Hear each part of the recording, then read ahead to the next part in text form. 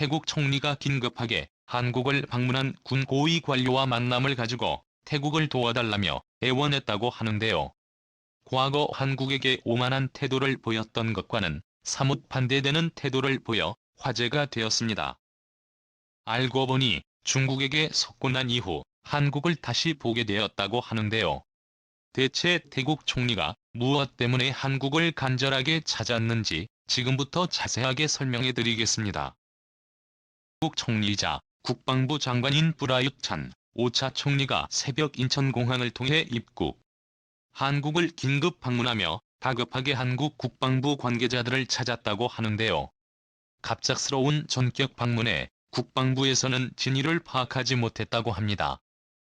일찍이 태국과의 군사협력은 물론이고 무기 도입에 대해 긍정적인 대화를 나누었던 국방부 장관은 퇴임했기에 태국 총리의 긴급 방안에 그 어떤 의도를 알 수 없었다고 하는데요. 새로 취임한 이종석 국방부 장관은 태국 총리와의 회동을 통해 놀라운 사실을 전달받았다고 합니다. 바로 취소되었던 한국 무기 수입을 다시 재개하자는 이야기였죠. 그동안 중국산 잠수함을 수입해 한국에게 뒤통수를 안겨줬던 태국이 갑작스럽게 태도를 바꾸며 한국에게 애원한 것입니다. 한국은 태국과 뼈아픈 인연이 있었습니다. 바로 과거에 있었던 잠수함 사업에 도전했다가 미끄러진 일이 있었죠. 사업이 한국으로 확정되기 직전 중국이 대한민국의 자리를 대신 차지해 중국의 개입으로 대한민국은 사업을 따내지 못했습니다. 일찍이 태국은 해양광국의 지위를 유지하고자 잠수함에 눈을 떴고 이를 수입하기 위해 여러 국가의 잠수함 수입을 타진했습니다. 원래는 독일에 먼저 구입을 제안했으나 독일이 이를 거절. 결국 태국 정부는 공개 입찰로 선회하면서 피 튀기는 잠수함 입찰 경쟁이 시작되었죠. 방산업계에서 이름을 날리고 있는 한국 역시 도전장을 내밀었고 대우조선해양은 뒤에 세미 1400 모델을 태국에게 제안했죠. 프랑스와 러시아도 태국 잠수함 사업에 도전장을 내밀었습니다. 당시로서는 최첨단 기종의 킬러 66형 잠수함 스콜펜급 잠수함이 경쟁에 뛰어들었죠. 한국도 선진국에 비하면 후발주자였지만 가성비 면에서 탁월했기에 도전해볼 만하다는 입장이었고 태국은 한국 잠수함에 관심을 보였습니다. 구입하려고 했던 독일 잠수함 모델과 흡사한 형태인 대한민국 부대에 깊은 관심을 보이며 수익 직전까지 흘러갔죠. 그러나 돌연히 계약은 취소되었습니다. 당시 총리이자 국방부 장관이었던 프라윕 찬오차 총리가 한국과의 계약을 거절하고 중국 잠수함과 계약을 추진한 것입니다. 중국의 갑작스러운 사업 수주는 잠수함 업계에서 충격이었습니다. 또 태국 잠수함 모델 수주 경쟁에 뛰어들었지만 중국의 진수안 잠수함이 공사 일용 잠수함은 당시 기술 수준에서 한국에 못 미치는 잠수함 수준이었기 때문이죠. 당연히 한국방 산업체와 정부는 태국 정부에게 항의를 했습니다. 기존 논의를 뒤엎을 정도로 문제가 있는 것이 무엇인지 물었다고 하는데요. 하지만 태국에서는 그 어떠한 답변도 없이 중국만 주장했다고 합니다. 결국 한국은 최종 대상자 선정을 눈앞에 두고 중국이 최종 대상자가 되는 것을 지켜봐야 했다고 합니다. 이 결정에는 중국 정부의 개입이 상당했다고 하는데요. 다른 국가들과 달리 파격적인 수준이었다고 합니다. 공사의 인력 잠수함 3척을 8억 4천만 달러 하나로 구축 940억 원에 제공. 거기에 결제 방식도 25년 거치 분할 상환의 무이자를 약속했죠. 운용기간 전 기간에 걸쳐 중국 정부의 품질 보증까지 공급하며 심지어 계약가의 3배에 달하는 태국산 농산물과 공산품을 절충교역 형태로 구매한다는 달콤한 제안을 끝내고 온 것이죠. 그 밖에도 태국 총리 프라윕 총리에게도 로비를 진행. 당시 쿠데타로 권력을 잡은 군부 출신 브라이언 총리는 정치적 기반이 약해 대내외에서 압박을 많이 받았습니다. 국방실의 승인을 받았지만 불안한 상황이었죠. 그런데 프라윕 총리를 중국이 지지하겠다고 한 것입니다. 비밀 협약을 통해 프라윕 총리를 중국이 지지해주는 대신 진중 행보를 보이는 것과 중국산 무기를 구입하는 것을 조건으로 그런 것이죠. 당연히 브라윕 총리는 이 제안을 받아들이고 친중으로 돌아선 것입니다. 한국은 이러한 정치적 계산의 희생양이 된 것이죠.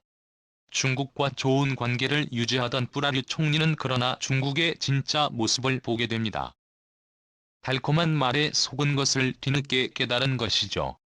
태국은 잠수함은 물론이고 중국 인민해방군의 주력 탱크 인부의 디포28대를 계약하는 모습을 보이며 중국과 협력을 강화했습니다. 보이디포 탱크가 배치된 중국 이외의 국가는 태국이 처음이었죠. 무기 수출이면 태국이 중국을 배려한 것이 아닙니다. 태국은 자국 장교와 사관 후보생들을 중국으로 보내 교육받도록 한 것이죠. 중국 군사교육기관의 강좌에 참석하는 것을 필수로 지정하고 합동 군사훈련도 시행하면서 신중행보를 이어갔습니다. 중국 역시 이들을 마다하지 않고 자국 교육을 받을 수 있게 지원. 이와 더불어 태국 북동부 콘켄주에 군용 무기 및 장비 생산 시설까지 지어주면서 중국-태국의 관계는 공고할 것으로 보였습니다. 하지만 중국은 벼랑간 태도를 바꾸며 브라운 총리를 압박했습니다. 근래 공사 일용 잠수함을 조건으로 걸었던 중국에서 이를 취소해 SE-6이라는 소형 모델을 태국에게 제안한 것입니다. 3,600톤급 잠수함을 2,550톤급 잠수함으로 모델을 변경한 것이죠. 일방적인 계약 변경에 태국은 당황할 수밖에 없었습니다. 무장 역시 당초 약속과 달랐죠. 공사 한 명이 운영하던 YJ 1월 8일 초음속 함대함 미사일은 최대 사거리가 540km에 달하고 표적 인근으로 가속하는 위협적인 무기입니다. 그런데 태국에는 CM-70파의 암속 미사일만 보내기로 한 것이죠.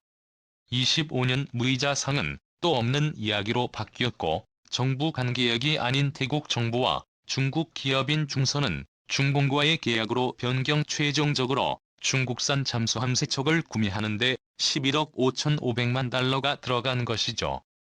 물론 태국산 농수산품을 구매해 주겠다는 계약도 없는 얘기가 되었습니다. 완전히 당했지만 그럼에도 불구하고 브라운 총리는 중국을 지지하는 모습을 보였습니다. 이 결정은 전적으로 태국을 위하는 모습이 아닌 자기 자신의 권력을 보존하기 위한 정치적 결정이었죠. 쿠데타로 정권을 잡은 세월이 꽤 흘렀음에도 불구하고 시민들과 태국 왕실에서 브라운 총리에 대한 다른 생각을 보이면서 정치적 입지가 날로 좁아진 브라윕 총리가 믿을 것은 오직 중국뿐이었기 때문이었죠. 시기의 대응 실패로 인해 브라후 총리에 대한 재신임 논의가 등장하는 한편 연정 정부 지도자들 역시 그에 대해 불신임을 표하며 그를 축출하고 진정한 태국 지도자를 뽑는 일에 나서야 한다고 주장했습니다. 야당인 미래의 선진당은 총리 불신임안을 5월에 제출부 타이당은 패통탄 친나와디라는 신진 정치인을 총리 후보로 내정하며 브라윕을 몰아내기 위한 준비를 착실히 진행 중에 있었죠. 중국의 유일한 동아줄이었던 그는 중국 의존도가 심해졌습니다. 그런 그가 완전히 중국과 척을 치는 관계로 바뀐 일이 벌어졌죠. 바로 최근 방콕에서 진행된 선거가 결정적인 계기였습니다. 미국 수도 방콕에서 브라질 총리의 반대파 인사가 당선되었습니다. 차차 신디 판전 교통부 장관이 방콕 시장으로 당선되면서 브라질 정권에 큰 부담이 되었죠. 이를 막기 위해 브라운 총리는 중국에게 도움을 요청했으나 거절당했다고 하는데요. 알고 보니 차차 신디 판전 교통부 장관의 당선에 중국계의 지지가 있었던 것이 드러나며 중국이 당선에 기여한 것이 밝혀진 것이죠. 정치적 불리함을 감수하고도 자신의 권력을 위해 중국을 지지했으나 중국에서 자신이 반대하는 정계의 인물을 방콕 시장으로 올리자 심한 배신감을 느낀 브라질 총리는 중국을 멀리하기 시작했습니다. 이전이라면 상상도 하지 못할 결정을 내린 것이죠. 잠수사 문제에 있어서도 예전과는 다른 결정을 내린 것인데요. 대표적인 것이 중국에서 현재 건조 중인 SE-6 잠수함인데요. EU가 핵심 부품 수주를 중국에 금지하는 정책을 세움에 따라 S6기의 잠수함 부품 중 핵심 부품인 독일산 엔진을 사용할 수 없게 되면서 중국에서는 납품 기회를 온전히 맞출 수 없다고 주장한 것이죠. 그러지 않아도 중국산의 반발이 심한 태국에서는 브라질 총리를 비난하며 중국산 잠수함 도입에 거부하는 항의 시위가 일어났죠. 예전 같았으면 이런 시위를 무시했을 테지만 브라질 총리는 중국산 잠수함 사업을 중지시키고 한국으로 간 것입니다라고 매몰차게 거절했던 한국산 잠수함 수입을 위해 총리가 결자 해제를 위한 결단에 나선 것이죠. 심지어 한국산 무기가 세계적으로 명성을 얻고 있다며 중국과 맞서기 위한 K-30 전차 수입까지 한국에게 제안했습니다. 거기에 그치지 않고 미국 주도의 인도-태평양 경제 프레임워크를 태국이 가입하겠다고 나서기까지 했죠. 중국이 가장 불편해하는 IPF를 태국이 나서겠다고 하자 중국 입장에서는 당황하지 않을 수 없었다고 합니다.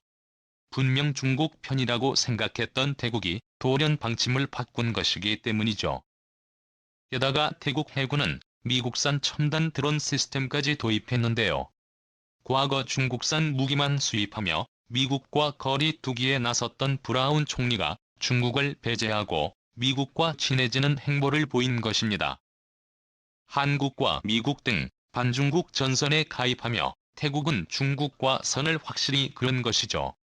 다급해진 중국은 태국의 마음을 되돌리기 위해 급하게 선물을 준비했습니다. 중고 잠수함 2척을 비공식적으로 제안하면서 잠수함 인도를 기다리는 동안 사용을 하고 선심을 쓴 것이죠. 비용도 받지 않고 무상으로 제공한 것입니다. 반면 태국은 중국의 변심에 흔들리지 않고 한국 무기 수입을 요청한 상황. 한국 입장에서는 과거 실패했던 협상에서 유리하게 진행할 수 있게 되었죠. 자주포와 전차는 물론이고 잠수함 구입까지 말하며 한국만 쳐다보는 태국. 과거 한국을 무시했던 태국이 잘못된 선택 한 번으로 더 비싼 값으로 한국 무기를 수입하게 되었는데요. 과연 태국 잠수함 사업은 어떻게 흘러가게 될까요? 시청해주셔서 감사합니다.